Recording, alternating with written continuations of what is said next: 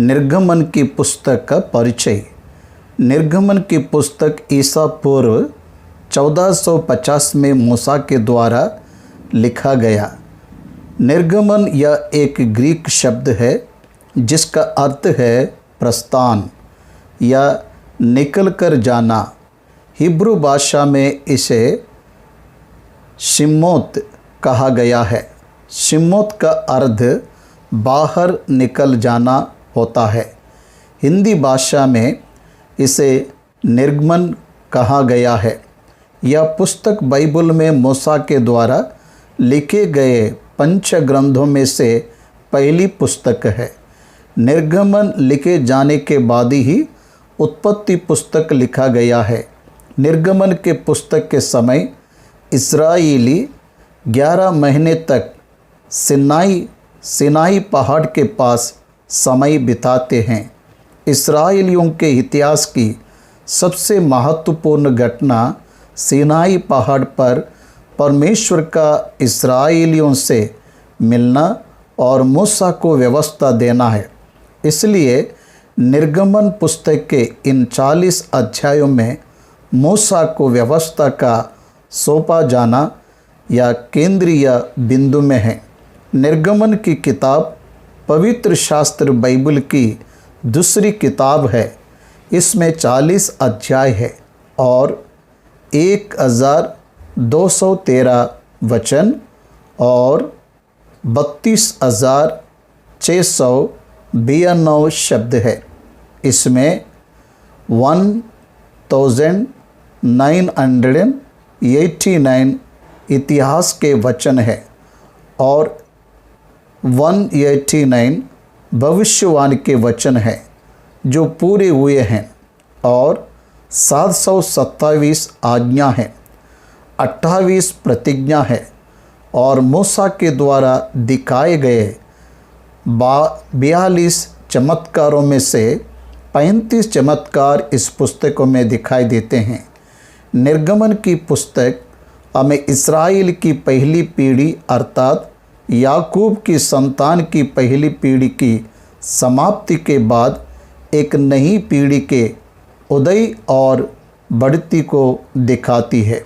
उत्पत्ति की पुस्तक 15वां अध्याय के अनुसार जिस प्रकार परमेश्वर ने अब्राहम पर प्रकट किया कि 400 वर्ष, इसे ही प्रेरितों के कार्य 7 अध्याय में स्तिफनुस 430 वर्ष कहता है। अर्थात अब्राहम जब हारान में बुलाया गया उस समय उसकी आयु 75 वर्ष की थी। तब से मूसा और हारून फिरौन के सामने उपस्थित हुए। उस समय मूसा की आयु 80 वर्ष की थी। इस प्रकार 430 वर्ष, इन 430 वर्ष के इतिहास के बाद उन्हें दासत्व से छुटकारे के लिए परमेश्वर ने मूसा को छुड़ाने वाले के रूप में नियुक्त किया और मूसा के द्वारा उनको मिस्र से छुड़ा कर लाया।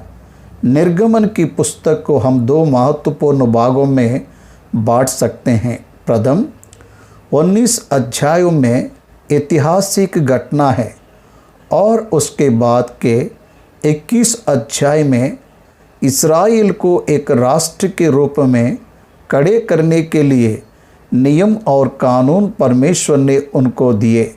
इस्राएली लोग 11 महीने तक सिनाई पहाड़ के पास रहते समय वह उसी सिनाई पहाड़ से शुरू करते हुए मिलाप वाले तंबू अर्थात संचार करने वाला तंबू, परमेश्वर उनके बीच उस पवित्र स्थान में उतर आने के लिए नियोजन किया गया।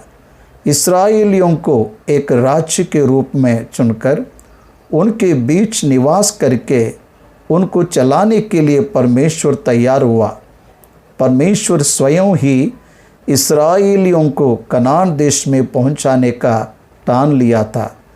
यदि वे आज्ञाकारिता में चलते तो वे आसानी से कनान देश पहुंच सकते थे, पर उनके अनाज्ञाकारिता के कारण 10 बार वे परमेश्वर के आज्ञाओं को टालने के कारण उस पीढ़ी के लोगों को, अर्थात जो मिस्र से निकल कर आए थे, उनमें से जितने 40 वर्ष के थे मर गए।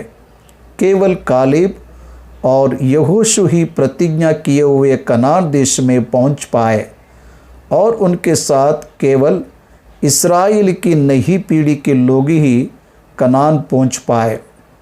इस्राएलियों की कहानी बहुत ही अद्भुत है। उनकी हर यात्रा को परमेश्वर ने अद्भुत रीति से आगे बढ़ाया। परमेश्वर उनका कर्ता बनकर चलाया। निर्गमन की शुरुआत मूसा के जन्म से होती है। मूसा के जन्म से पहले ही इस्राएली मिस्र में बहुतायत से बढ़ गए। मूसा जब 80 वर्ष का होकर इस्राएलियों को मिस्र से छुड़ाया, उस समय उसने जनगणन लिया। उससे पहले ही हम देखते हैं कि इस्राएली बहुतायत से वहाँ बढ़ गए थे और फिरौन जो मिस्र का राजा था, वह यूसुफ को नहीं जानता था। वह बहुत सारे प्रभाव को भूल गया था जो यूसुफ का था। इस्राएली जो एक प्रभावशाली रूप से मिस्र में प्रवेश किए थे, यूसुफ के मृत्यु के पश्चात ऐसे फिरौन के शासन के समय जो यूसुफ को नहीं जानता था, जनसंख्या के बहुतायत के कारण शत्रुओं से युद्ध के समय कहीं ये लोग शत्रुओं का साथ ना दे, इस भय के कारण इस्राएली सताओं के बागी हो गए। इस्राएलियों के जनसंख्या का नियंत्रण करने के लिए फिरौन ने इस्राएली लड़कों को जन्म के समय ही मारने का आदेश दे दिया। वे वहाँ पर हिब्री लोग कहकर बुलाए जाने लगे। शिप्रा और पुआ नाम की 2 दाइयाँ यह कहकर इस्राएल स्त्रियाँ बहुत ही फुर्तीली है, उन्होंने हिब्री बच्चों में से कुछ बच्चों को बचा रखा। ऐसी परिस्थिति में मूसा का जन्म हुआ। मूसा अमराम और याकोबेद नाम के दंपति के द्वारा जन्मा। अमराम काहात का पुत्र था। काहात लेवी का पुत्र था।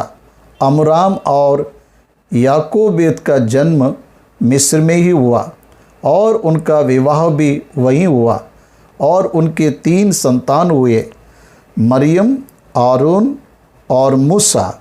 मूसा से हारून 3 वर्ष बड़ा था और मरियम 6 वर्ष बड़ी थी। अमराम, याकोबेद, मरियम, हारून और मूसा यह उनका परिवार था। मूसा को यह नाम फिरौन की बेटी के द्वारा दिया गया क्योंकि उसने उसे पानी में से पाया था। मूसा के 120 वर्ष के जीवन काल के पहले 40 वर्ष का वर्णन हम पहले के अध्याय में पाते हैं। इसके बाद वह अपने मामा यित्रो के यहाँ भागकर 40 वर्ष वहाँ रहता है। वहाँ पर उसका सिपोरा से विवाह होता है और वहाँ पर उन्हें गेर्शोन और एलिहाजर नाम के संतान होते हैं। इसके बाद 3 अध्याय में होरेब पर्वत के पास वह परमेश्वर का दर्शन प्राप्त करता है और परमेश्वर के आदेश के अनुसार वह मिस्र को लौट जाता है। उसके भाई हारून को परमेश्वर मूसा का सहायक ठहराता है। वह दोनों भाई फिरौन पास जाकर परमेश्वर अपनी इस्राएली प्रजा को जाने देने के निर्देश दे रहा है। यह कहते हैं, पर परमेश्वर के वचन के अनुसार परमेश्वर फिरौन के मन को 10 बार कठोर करता है। परमेश्वर बहुत सारे विपत्तियों के द्वारा मिस्र को नष्ट करता है। अंत में वह पहलौटे के मृत्यु के द्वारा मिस्र में भयानक विपत्ति डालकर फिरौन के घमंड को तोड़कर वह यहोवा होने के प्रमाण को देता है। इस प्रकार मिस्र के सारे लोगों को इस्राएली लूट लेते हैं उनके मूल्यवान वस्तुओं को भी ले लेते हैं। वहाँ से निकलकर वे लाल समुद्र के मार्ग से यात्रा करते हैं। फिर फ़िरौन उनका पीछा करने निकलता है और लाल समुद्र में परमेश्वर स्वयं ही फ़िरौन और उसकी सेना को डूबे देते हैं। ये अद्भुत घटना है। मूसा के हाथ उठाने के द्वारा लाल समुद्र सूख जाता है और इस्राएली बाहर निकल जाते हैं। उनका पीछा करते हुए फ़िरौन की सेना लाल समुद्र में पहुंचती है। तब लाल समुद्र फिर से आपस में मिल जाता है। इस प्रकार मिस्र की सेना 600 रथों समेत लाल समुद्र में समा जाती है। इस प्रकार सामर्थ परमेश्वर इस्राएलियों को समुद्र में सूखी भूमि से ले जाकर अपनी सामर्थ्य दिखाते हुए उनको चलाता है, अद्भुत रीति से उनका पोषण करता है। इस्राएली जब हम इस इतिहास को देखते हैं तब विशेष रूप से परमेश्वर के साथ इस्राएलियों का संबंध कैसा था, परमेश्वर उनके बीच कैसे अद्भुत काम करता था, इसे हम देखते हैं। इसके बाद सिनाई पहाड़ पर परमेश्वर अपने वचन के अनुसार स्वयं उस पर उतर कर आता है। वह जब यात्रा में थे उनको अपनी उपस्थिति में चलाते हुए उनके मध्य में निवास करने के लिए और मिलाप वाले तंबू में वह स्वयं वास करेगा, यह प्रतिज्ञा परमेश्वर ने मूसा को दिया। इसलिए परमेश्वर 19वें अध्याय में अग्नि के खंभे में होकर उतर आया। तुरही की आवाज़ जोरों से हुए और 20वें अध्याय में परमेश्वर 10 आज्ञाओं को उनको देता है। निर्गमन 21वें अध्याय से उनको यह नियमावली देते हैं कि इस्राएलियों को किस रीति से न्याय व्यवस्था चलानी है। 21 से 35वां अध्याय तक याजकों का कार्य, लेवियों का कार्य, मंदिर की व्यवस्था कैसे चलाना है, ये सारी बातें उनको बताता है। इसके बाद 35 से 40 अध्याय तक परमेश्वर के आदेश अनुसार मूसा मिलाप वाले तंबू को खड़ा करता है। 2 वर्ष के पहले महीने के पहले दिन को तंबू को खड़ा करने का कार्य पूर्ण होता है। मूसा के इतिहास में इन अध्यायों का बहुत महत्व है। परमेश्वर के द्वारा दिए गए 10 अध्यायों के पत्थर की पटियाओं को लाते समय, 10 आज्ञाओं के पत्थर की पाटियों को लाते समय नीचे इस्राएली मूर्ति पूजा के पाप में फंसते देखकर क्रोध से उन पट्टियों को तोड़ डालता है, पर परमेश्वर दोबारा उनको नए पट्टियाँ देता है। यह एक अद्भुत वर्णन है। परमेश्वर इस्राएलियों के बीच उतर आया, उनको अपनी प्रजा बनाकर उनका मार्गदर्शन किया, उनको किस रीति से जीना है ये सिखाया और उनको एक राष्ट्र ठहराया। परमेश्वर ने अब्राहम के संतान के द्वारा संसार को आशीष देने का निर्णय किया। संसार के लिए उन्हें आशीष का कारण ठहराया। उनके द्वारा ही उद्धारकर्ता यीशु को संसार में ले आया। इस्राएली मिस्र से छूटकर मोआब के मैदानों में अर्थात यरदान के पूर्व में के मोआब के मैदान तक पहुंचने तक वह 22 जगहों पर यात्रा करते हुए पहुँचे। अनेक प्रकार के अनुभवों को उन्होंने पाया। निर्गमन की पुस्तक के 12वां अध्याय में रमसेस नामक स्थान पर परमेश्वर उनको फसह की विधि के नियम बताता है। रामसेस से होकर उन विशेष स्थानों को निर्गमन 19वां अध्याय से सिनाई जंगल तक के कुछ विशेष स्थानों को हम देखेंगे। वे रामसेस नाम के स्थान से निकले। रामसेस का मिस्र में विशेष महत्व था। रामसेस का मिस्र में विशेष महत्व था। अभी इसे ऊपरी रामसेस के नाम से जाना जाता है। वहाँ से वे सुक्कोत में पहुँचे। निर्गमन 12वां अध्याय से 13 अध्याय में वे सुक्कोत पहुँचते हैं। उसके बाद एताम में पहुँचे। एताम इस समय इस्माइलिया नाम से जाना जाता है। निर्गमन 13 अध्याय 20वां वचन में एताम की जानकारी है, या जंगल के बाग की एक शुरुआत है। इसके बाद पियाहीरोत जो मिद्यान के बाग में हैं पहुँचते हैं। निर्गमन 14 अध्याय 12 वचन में हम देखते हैं, इसके बाद निर्गमन 15वें मारा में पहुँचते हैं। मारा में पानी कड़वा है, वहाँ 30 किलोमीटर उत्तरी भाग में पाया जाता है। इसके बाद वे 12 पानी के झरनों और 70 खजूर के वृक्ष वाले एलेम में पहुँचे। निर्गमन 16 और 17 अध्याय में वे सिनाई के जंगल में पहुँचते हैं, जहाँ उनको मन्ना दिया जाता है। यही मुख्य विषय है जिन्हें हम निर्गमन में देखते हैं। इसके पश्चात रपीदीम में पहुँचते हैं।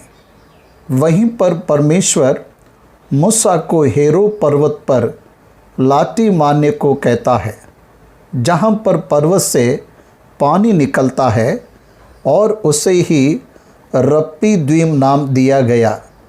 इसके बाद 19वें अध्याय में वे सिनाई पहाड़ के पास पहुँचते हैं। इसके बाद के इतिहास को यदि हम देखेंगे तो गिनती की पुस्तक में और कुछ स्थानों का वर्णन हमें देखते हैं। हम देखते हैं जैसे किब्रोत अथवा असुरोत, Rithmah, Rimmon Perez, Libnah, Rissah, कहलाता, शेपेर, हरादा, माकिलोत, तहत, तेरा, मित्का, अश्मोना, मोसेरोत, यकानियों, हीरो हगिद्दाद, यौतबाता, अब्रोना, एस्योनगोबेर, सीन, कादेश, होर पर्वत। इस रीति से 42 स्थानों पर वे डेरे खड़े किए। उनके बीच में 10 बार वे परमेश्वर को क्रोध दिलाए, जिसके कारण वे जंगल में मर गए।